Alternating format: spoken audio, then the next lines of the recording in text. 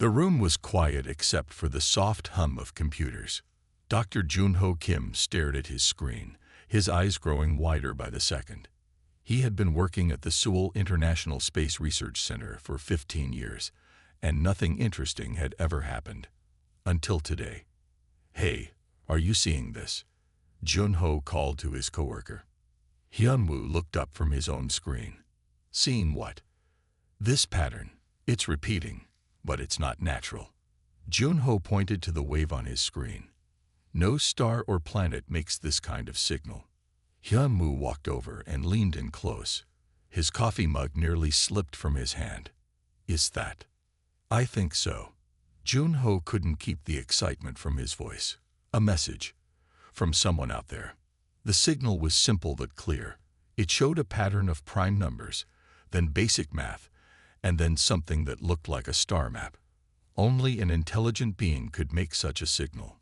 "We need to call the director," Hyunwoo said, already reaching for the phone. Within an hour, the small room was packed with people. Everyone wanted to see the first real proof that humans were not alone in the universe. Director Da-hyun stood behind Junho, watching as he explained the signal. "It comes from a star system about 40 light-years away," Junho said, pointing to a map. "The math in the message is too perfect to be an accident. And look at this part. It shows the chemical makeup of their world. They're telling us about themselves." "Can we answer them?" the director asked. "We already did," Junho said with a smile. "Basic math, then our own star map. We sent the chemical makeup of Earth too. Now we wait." But they didn't have to wait long. The next day, a new message arrived. This one had pictures, simple drawings showing tall, thin beings with large eyes. They had sent images of their kind. The news spread around the world.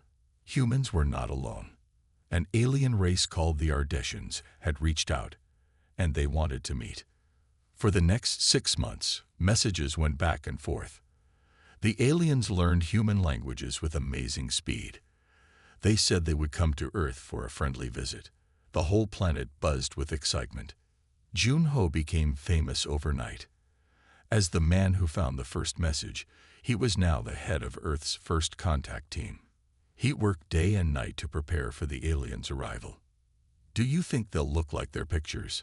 asked Soomin Park, a young diplomat assigned to the team. She had a calm way about her that Junho liked. "I hope so," he said, "but I'm more interested in what they know. Think about it. A race that can travel between stars must know so much more than we do." News shows talked about nothing else. What would the aliens be like? Were they friendly?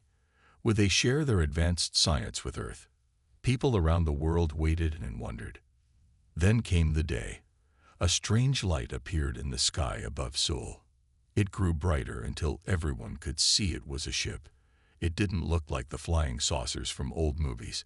This ship was long and curved, like a leaf made of metal. It shimmered with colors humans had never seen before.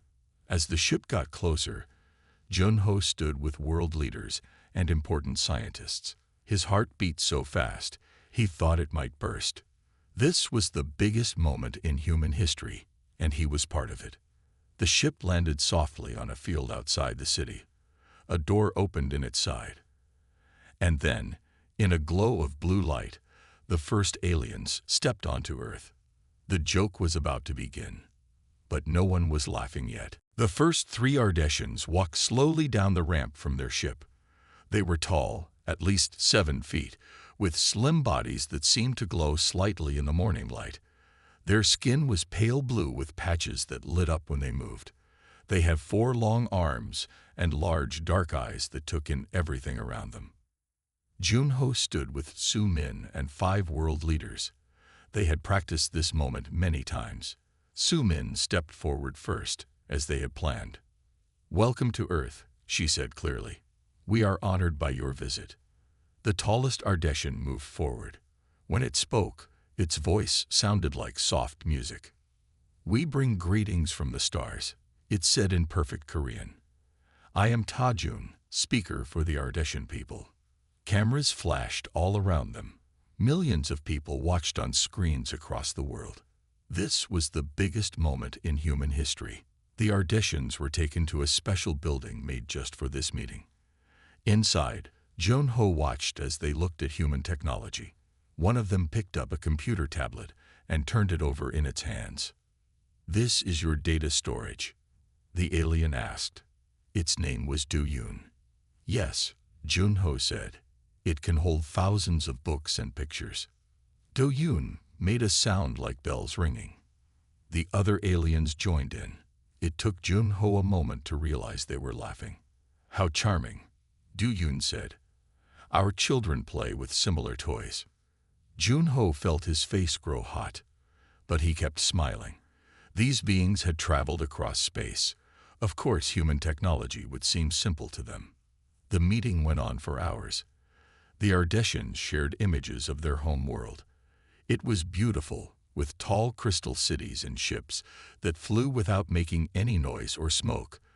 They showed humans their art and music, which was like nothing anyone had ever seen or heard before.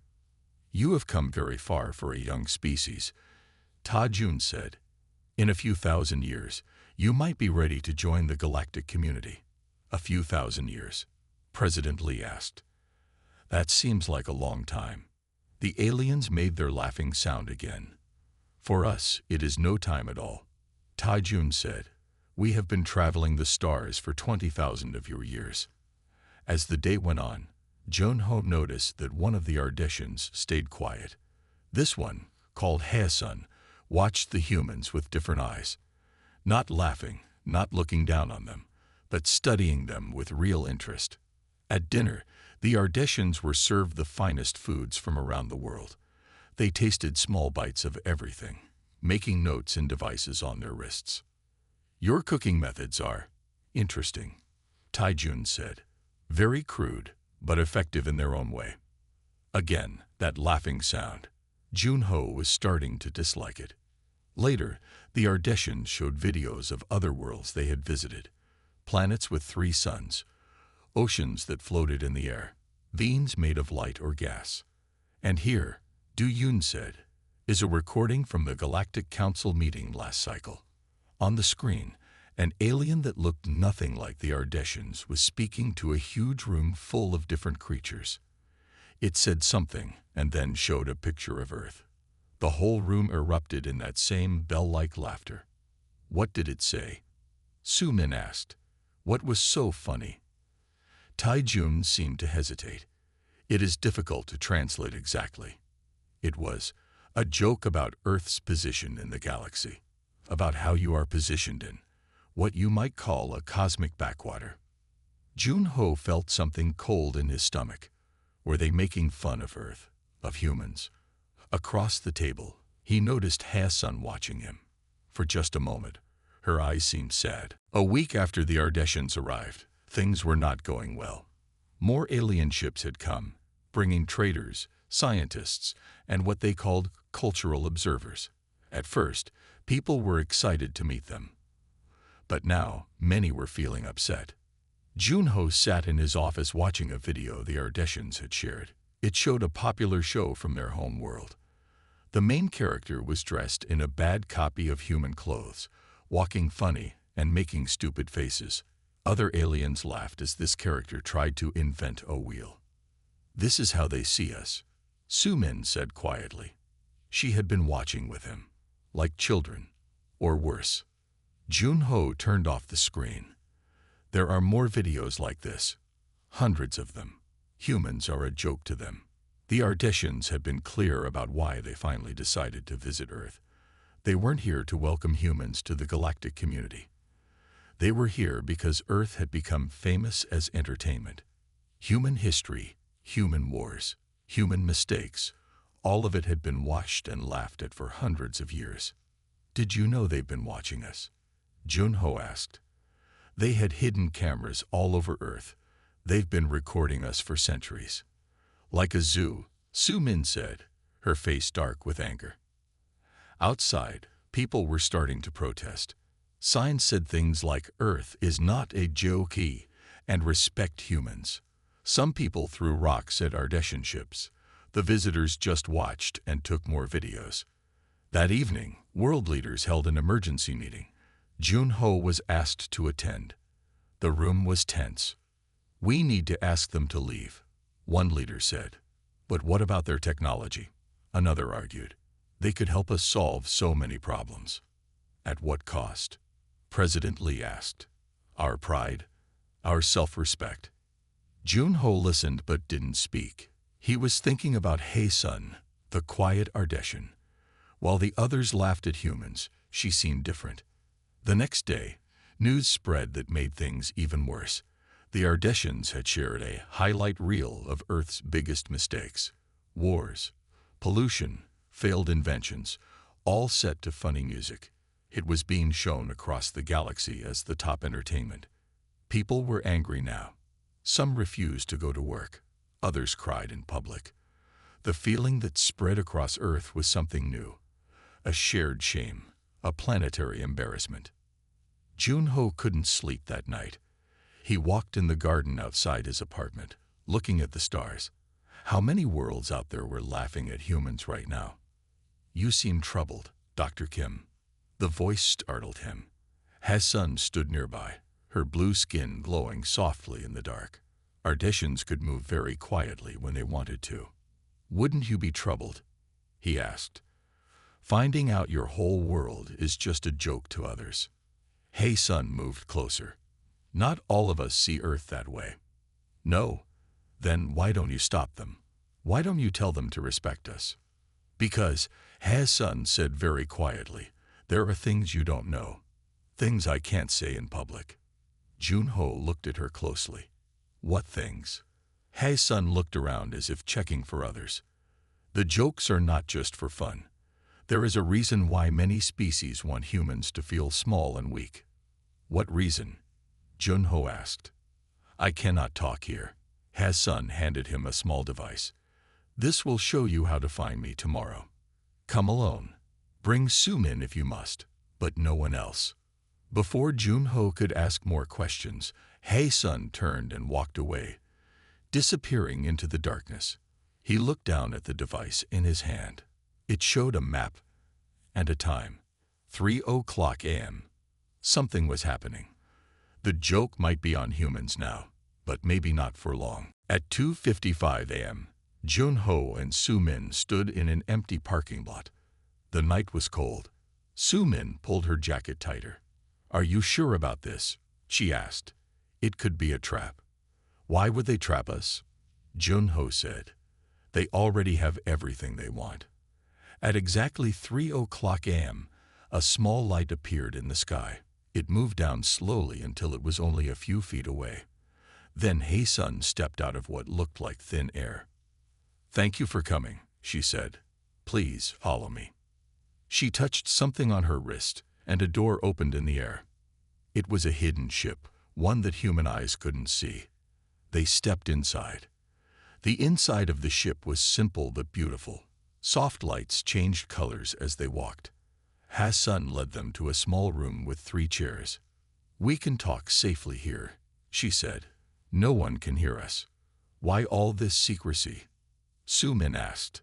"Because what I am doing is against the rules of my people," Hae-sun said. "I could be punished severely for talking to you like this." Junho sat down. "Then why risk it?" Hae-sun's skin glowed brighter for a moment. "Because it is wrong, what they are doing to your people. And because I have studied humans for many years, I am what you would call a xenoanthropologist." "A what?" Junho asked. "Someone who studies alien cultures," Sumin explained. "Yes," Hae-sun said. "And the more I studied humans, the more I came to respect you. You are different from other species we have found." "Different how?" Junho asked. Hae-sun touched a panel on the wall. A screen lit up showing human history, but not like the joke videos. This showed humans building things, helping each other, learning and growing. "Most species take thousands of years to develop new technology," she said. "But humans, you went from simple machines to space travel in less than 300 years. No other species has ever done that." "Is that good?" Sumin asked. It is terrifying to the older species, Hassan said. They fear what humans might become. Junho started to understand. So the jokes are meant to keep you feeling small and weak, Hassan finished. To make humans doubt themselves, to slow you down. But why? Sumin asked. What are they afraid we'll do? Take their place, Hassan said simply. The Ardeshians and other old species have ruled the galaxy for thousands of years. They move slowly, think slowly. But humans adapt quickly. You solve problems in new ways. If humans join the galactic community as equals, everything would change. Junho felt a mix of anger and pride. So they're keeping us down on purpose, making this a joke so we don't realize our potential. Yes, Hassan said. And I have been fighting against this for years. There are others like me who believe humans should be welcomed properly. Why would you care about us? Sumin asked. Hassan's eyes seemed sad. Because my people have forgotten how to change, how to grow. We have been the same for so long. But humans, you never stop changing. It is beautiful to watch. She stood up and walked to another panel. I am going to do something very dangerous now. I am going to give you access to real galactic knowledge. Not the simple things my people have shared, but the truth. Why? Junho asked. Because the galaxy needs humans, Hassan said, and humans deserve to know their true worth. She pressed her hand to the panel. A door slid open, revealing a room full of strange devices. These are teaching tools, she said. With these, you can learn in days what takes other species years. Will you accept my help? Junho and Sumin looked at each other. This was bigger than they had imagined. Yes, they said together. The next morning, Junho woke with a headache. His mind was full of new knowledge. Hassan's teaching tools had put information directly into his brain while he slept. It felt like he had studied for years in just one night. Sumin called him on the phone. Did you dream strange things too? She asked. Yes, he said. I now understand how their ships work, and their language, and their history. Me too, Sumin said. Her voice sounded excited. Junho, do you realize what this means? The things we learned last night. Humans could make these technologies too.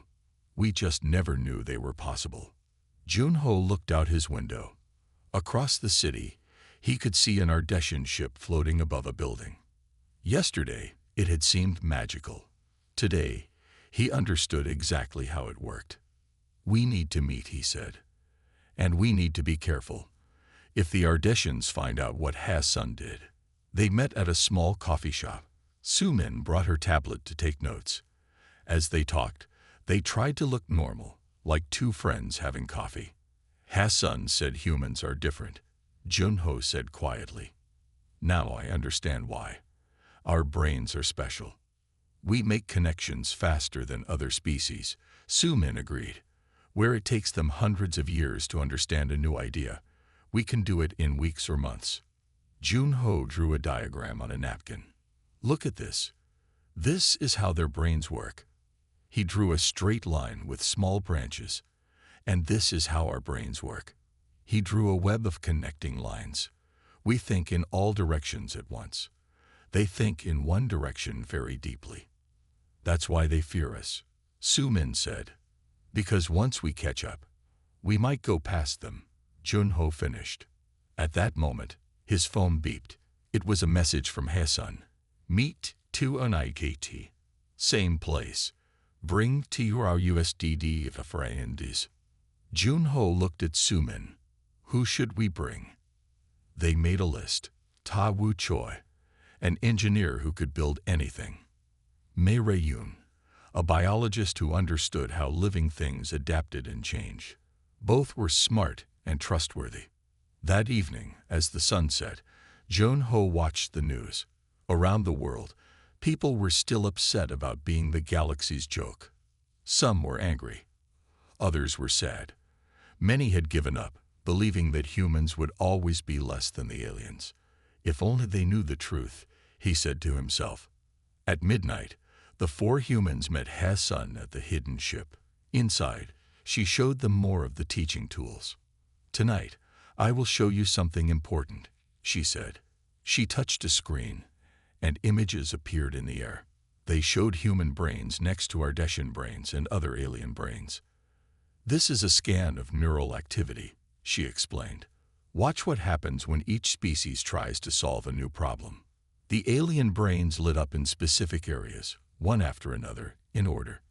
The human brains lit up all over at once, with lights jumping from place to place. "Your brains create new pathways instantly," Hassan said. "No other species can do this. When humans face a new problem, you try many solutions at once. We try one solution at a time, perfectly, but slowly. Is that why we invented things quickly?" Tawu asked. "Yes," Hassan said. "What took my people 2,000 years to develop, humans could create in 50 years, if given the basic knowledge." Mayray was studying the brain scans closely. "This explains so much about human evolution," she said. "We adapted to our changing planet faster than other species. But what does this mean for us now?" Sumin asked. "The Ardeshans still look down on us. The galaxy still thinks we're a joke." Hassan's skin glowed with a new color they hadn't seen before. "That's why I brought you here. Together, we are going to show the galaxy what humans can really do." "How?" Junho asked. Hassan smiled, a gesture she had learned from humans. "We are going to challenge them, publicly." For the next week, Junho and his friends met every night in Hassan's hidden ship. Each night, they used the teaching tools to learn more about galactic science and technology. Each morning, they woke with new knowledge filling their minds. "It's amazing how fast we're learning," Mayray said as they gathered in Junho's apartment. They had to be careful not to meet too often in public. "I now understand alien biology better than Earth biology." Tawu was drawing plans on paper. Since meeting Hassan, he had designed 3 new machines based on alien technology. "Look at this," he said. "This engine uses almost no fuel. I could build it with Earth materials." Sumin was practicing speaking the main galactic language. She could now talk to any species in the galaxy. "The Ardeshans don't know we can understand them when they talk to each other," she said. "I heard 2 of them yesterday. They were making fun of our meeting rooms." Junho looked at his friends with pride. Just 1 week with the teaching tools, and they had already learned so much. It proved what Hassan had said about human minds. "We need to be careful," he warned. "If the Ardeshans find out what we're doing, they'll stop us." "It's not just the Ardeshans," Hassan said as she entered the room. She had learned to look more like a human when she walked outside, changing her skin color to match human tones. "Many species fear human potential. That's why I can only trust a few of my own people." "Have you found more allies?" Junho asked. Hassan nodded. 3 more Ardeshans who think like me. And they have contacts with other species who might help us." "Good," Junho said. "We need to make our plan now." On the wall, they had a map of what they called Project Awakening. It was their plan to show humans' true worth to the galaxy. Step 1. Learn. Tawu pointed to the first part of the plan. "We're doing that now." Step 2. Build. Mayray continued. "Tawu will make a device that shows humans can use advanced technology." Step 3. Challenge. Sumin said. "We will publicly challenge the Ardeshans to solve problems with us." And Step 4. Reveal. Junho finished. "We show the galaxy that humans are not a joke, but a species with great potential." Outside, the mood on Earth was getting worse. More people were protesting against the aliens. Some countries had asked the Ardeshans to leave, but the aliens just watched and recorded, finding human anger amusing. "We need to move faster," Hassan said. "My people are planning to leave Earth soon. They think they've seen enough for their entertainment." "We're not ready," Mayray argued. "We need more time to learn." "We don't have more time," Junho said. "We need to act now or lose our chance." That night, they worked until dawn. Ta Wu finished building his device, a small cube that could generate energy from the air. Mi Ray prepared a presentation showing human adaptability. Su Min practiced the formal challenge speech in the galactic language. As the sun rose, Jun Ho looked at their work. "Do you think it's enough?" he asked Hassan. "It has to be," she said. "Today, I will arrange a meeting with the Ardeshan leaders. You will present your challenge there." "And if they refuse?" Su Min asked. "They won't," Hassan said. "In galactic culture, refusing a formal challenge would be shameful. They will accept, thinking they can easily win." "And can they?" Jun Ho asked. Hassan's skin flickered with colors. "That's what we're going to find out." As they left Jun Ho's apartment, they could see an Ardeshan ship flying overhead. Soon, they would face those ships as equals, not as jokes. The real test was about to begin. The main meeting hall was packed with people and aliens. News cameras lined the walls. This was the biggest event since the Ardeshans first landed. Everyone had heard that a human scientist wanted to make an announcement. Jun Ho stood backstage with Su Min, Ta Wu, and Mi Ray. His hands were shaking. "Are you sure about this?" Su Min asked. "Once we do this, there's no going back." "I'm sure," Jun Ho said. "Humans deserve better than to be a joke." Hae Sun appeared beside them, her skin set to human-like colors. "The Ardeshan leaders are here," she said. "And I have good news. My friends made sure the signal from this room will go to all galactic networks. The whole galaxy will see what happens today." Jun Ho took a deep breath. "Then let's begin." He walked onto the stage. Bright lights shined on him. In the front row sat Tajun and the other Ardeshan leaders. They looked bored. "Thank you for coming," Jun Ho said into the microphone. "I have something important to say to our visitors." He switched to the galactic language that Su Min had taught him. The Ardeshans sat up straight, surprised. "On behalf of Earth, I issue a formal challenge to the Ardeshan delegation," Jun Ho said clearly. The words had special meaning in galactic culture. They were the words used to start a contest between equals. Taijun stood up. "You speak our language?" he asked, shocked. "I do," Jun Ho said. "And I challenge you to a series of tests. Problem solving, technology, art, and ethics. If humans win, Earth must be recognized as an equal in the galactic community. If we lose, we accept our place as entertainment." The room was silent. The Ardeshans whispered to each other. Finally, Taijun spoke. "By the old laws, we cannot refuse a formal challenge," he said slowly. "But you do not know what you ask. Humans cannot possibly compete with us." "Then you have nothing to fear," Jun Ho said. Taijun's skin flashed with angry colors. "Very well. We accept your challenge. The tests will begin tomorrow." As Jun Ho left the stage, the room exploded with noise. Humans shouted questions. Reporters pushed forward. The Ardeshans looked worried for the first time. Back in Jun Ho's apartment, the team celebrated their small victory. "Did you see their faces?" Ta Wu laughed. "They couldn't believe you spoke their language."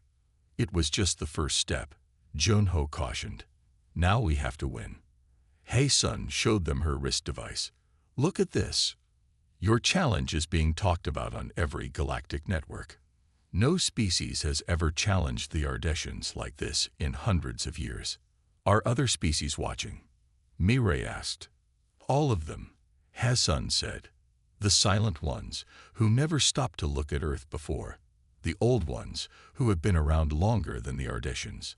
Everyone is watching now." That night, they barely slept. They used the teaching tools one last time, filling their minds with everything they might need for the tests. In the morning, news reports showed people gathering in cities around the world. Earth flags flew everywhere. For the first time since the aliens arrived, humans felt a sense of hope. The testing area was set up in a large stadium. 4 stations were prepared, one for each test. Thousands of people sat in the seats. The Ardeshan ship hovered above. As Jun-ho and his team entered, the crowd cheered. Many held signs saying, "Earth is not a joke, and humans can win." It gave Jun-ho courage. Tae-jun approached them. "I will give you one last chance to withdraw your challenge," he said. "Save yourselves the embarrassment." "We're ready," Jun-ho said firmly. Tae-jun shook his head. "Then let the challenge begin." First test, mathematical problem solving.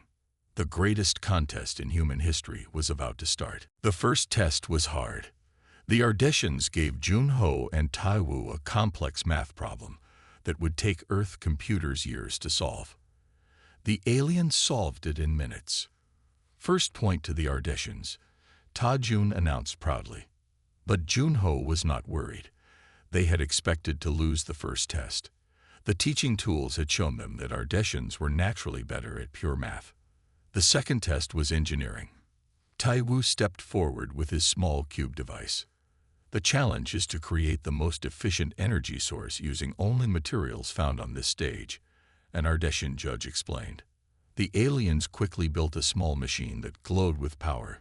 It was impressive. When they finished, they looked at Tae-woo with pity. But Tae-woo calmly set down his cube. He pressed a button, and it floated into the air. Then it began to glow, brighter and brighter, until it lit up the whole stadium. "My device pulls energy from the air itself," Tae-woo explained. "It can power a small city for a year." The judges tested both devices. The cube was 3 times more efficient than the Ardeshin machine. "Point to Earth," Tae-jun said through tight lips.